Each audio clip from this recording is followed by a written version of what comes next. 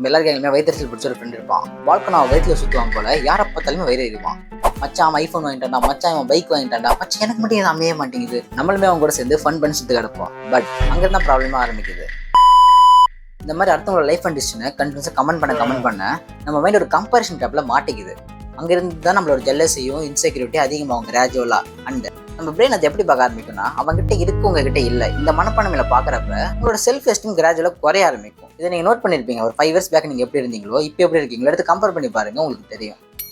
Guys, எல்லாருக்குமே சொல்ல வயிற்றுச்சல் பிடிச்ச ஃப்ரெண்டுக்கு மட்டும் சொல்றேன்.